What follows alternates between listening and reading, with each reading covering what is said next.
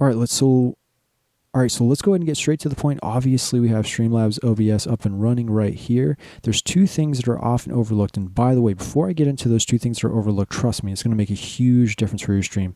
The first thing, I hope that you can already get to the point where you can obviously have your stream up and running. People can watch your stream, but your stream is having issues. Perhaps your frames are lagging or skipping or whatever it might be. But I hope you can get to the point where obviously you can actually basically be able to stream. People can see your stream and watch your stream, etc., etc. The first thing that is often overlooked is performance mode. So when you're streaming, you should turn performance mode 100% of the time. You never want to stream with performance mode disabled. Always want to stream. I can't tell you how important that is. So your screen should look like this when you go live. Disable performance mode. All you got to do, right click anywhere over here, performance mode. That's it. That is going to make a huge difference. The second thing that I noticed that my frames were skipping like crazy is whenever I would play in windowed. So obviously for demonstration purposes, I have it on windowed, but you always want to, whenever you're streaming, you always want to play full screen. So always go full screen on your game. So that's really important as well. So now that we have covered that, I'm going to leave this on for demonstration purposes once again. Now I want you to follow my cursor. Perhaps you're still having issues with your frames. Certainly I was as well. We want to go to video right here. You want to figure out whatever your base resolution is. So for me personally, my base resolution is 1440p. Yours may be 1080p. You want to make sure that whatever your actual resolution is, that you put that in right here. You don't want to mess with that. Whatever your resolution actually is, you want to ensure that that is what it is. So for me, it's 2560 by 1440, so that's 1440p. Now what I tried to do when I was new to streaming is I would try to stream this output resolution scale right here was also at 2560 by 1440, and that was way too much for my computer. And so I thought, so then I overcorrected. So then I went from 2560 by 1440p all the way down to 720p. Instead, what I have noticed is that just go down a notch, so to speak. So my base resolution will always be 1440p. You don't want to deviate from that. But my output resolution, I changed to 1080p, so 1920 by 1080. So if you have a base resolution of 1920 by 1080, which is 1080p, change your output resolution to 720p, whatever that actual resolution would be. So just go from 1080 to 720 in your output resolution. That is going to make a huge difference. Now, you may not even be able to stream on 720p. Your base resolution may be 1080p, but you may need to stream in 480p. That is just an example. You want to keep going lower and lower until you get it to where it needs to be in order for your stream to run comfortably. Keep in mind, nobody's going to watch your stream because it looks pretty. People are just there to watch you play games and be entertained. Nobody cares if you're able to stream in 4K. That's just the truth. That's just the harsh truth, right? Another thing that is going to really want to take this into consideration as well is this downscale filter. The lower you go is the higher the quality is going to be. So the higher you go, the lower the quality. So this is mid-tier quality, this is the highest quality, this is the lowest quality. For me, I notice that I can stream down here and it's going to look better and my computer can handle it. My frames aren't skipping. Also to this common FPS values, this is basically I can stream in 60 frames. You may not be able to stream in 60 frames. You may only be able to stream in 30. That's okay. You want to make sure that your stream is consistent. Even if it's 480p 30 frames, that's okay. You just want to make sure that it's consistent. Don't try to get more out of your computer than it can handle. So that right here, this is huge. This alone made my stream look way better. It was way more consistent without any of the issues. But that doesn't end there. This is also really important. So basically also right here, we're going to go to output and your video bitrate. So let's say, for example, I'm streaming again at 1080p with this output resolution, right? So this is 1080p. You want to go to Google real quick and type in 1080p, 60 frames per second, video bitrate streaming Twitch. And it's going to tell you that 6,000 is the highest that I can go on my video bitrate. So again, you may be only streaming in 720p, but 30 frames per second. You just want to put that into Google real quick, 720p, 30 frames per second streaming, and get that bitrate. You don't want to mess around with that. Get the correct bitrate. So if that's only 3,000, make sure it's at 3,000. For me, 1080p, 60 frames per second, 6,000 is what is recommended. So that is where I go.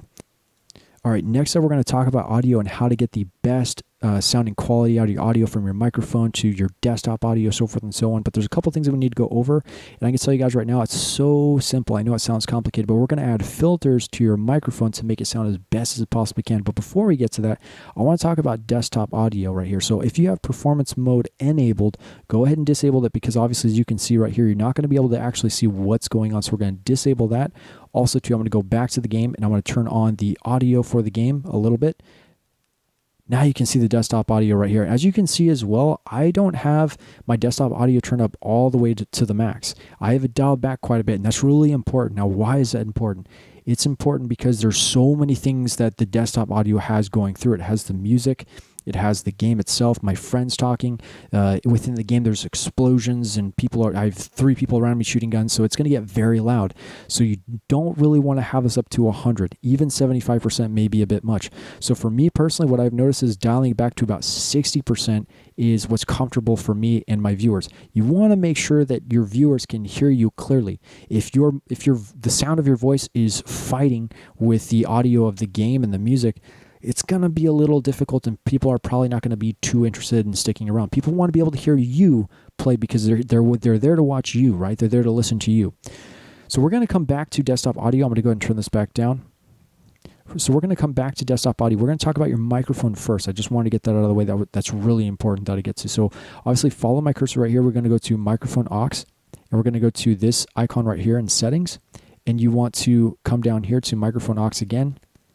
And you want to turn on audio monitoring. Now, you just want to do this while you're trying to get things set up. So as you can see, I can hear myself, and turn that off because it's throwing me off. I could hear myself, and you're just going to leave that on just for now. Not while you're streaming. You want to turn it off when you're streaming.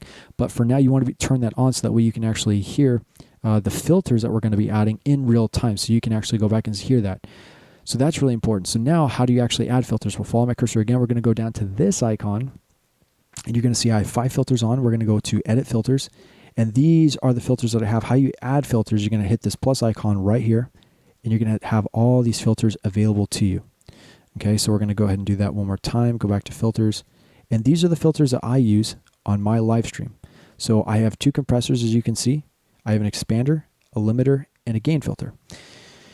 So what is a compressor? Well, that's really important. You always want to have a compressor no matter what. A compressor, what it does is when you're speaking really loud, it's going to bring the volume of whenever you're speaking really loud down, so that way it's comfortable for you viewers. At the same time, whenever you're speaking really quietly like this, perhaps in an undertone, it's going to bring the volume up, so that way your viewers can hear you clearly. Now, I have 2 compressors. That goes to show you how important it is to have compressors on your mic, because you're going to have moments where you're speaking very slow or low, and you're going to have moments where you're speaking very loud. So you want to ensure that people can hear you comfortably regardless of the volume in which you choose to speak in that moment. So I have 2. So this is my first compressor. As you can see here, these are the settings that I use. This is the second compressor. One compressor is more aggressive, and another compressor is kind of like on the back burner, so to speak, just there, just for good measure to kind of even things out a little bit. This is my expander. Go ahead and give you a few seconds here. This is my limiter, and a limiter is also really important. These are all important, but a limiter is also important because there's going to be those moments where I scream on the top of my lungs, what on earth just happened? That guy is one shot. He's one shot. Go get him. It's easy kill. Those moments are going to happen, and having a limiter is like insurance. That way my viewers aren't going to be like, wow, that scream, I felt that over here, man. That was way too much. A limiter is also very important to add as well. And I also do have a gain filter on because my microphone is a little bit more quiet, and I am also a little bit more on the quiet side, at least when I'm speaking. So it's important that I have a gain filter on as well. So again, 2 compressors, an expander, a limiter, and a gain. That is what I use. Obviously, you can pause it if you guys need more time. And yeah, that is ultimately what I use to ensure with those filters that I'm going to sound the best I possibly can. Now, for my desktop audio, I can go right here again, click on this icon, and you can see also I have filters on my desktop audio. For this, I only have 2 compressors. That just goes to show you again how important compression is. Compression is important with your desktop audio because obviously you're going to have those moments where things are really quiet. But things are going to kick back up. You're going to have explosions, people are shooting and all this stuff, and then your music as well. You want to try and make sure that it's even, right? You don't want to have moments where it's really loud and now suddenly your viewers can't hear you because all this stuff is going on, so now your viewers can't hear you. What that compressor is going to do is going to bring it down a significant amount so that way your viewers can hear you.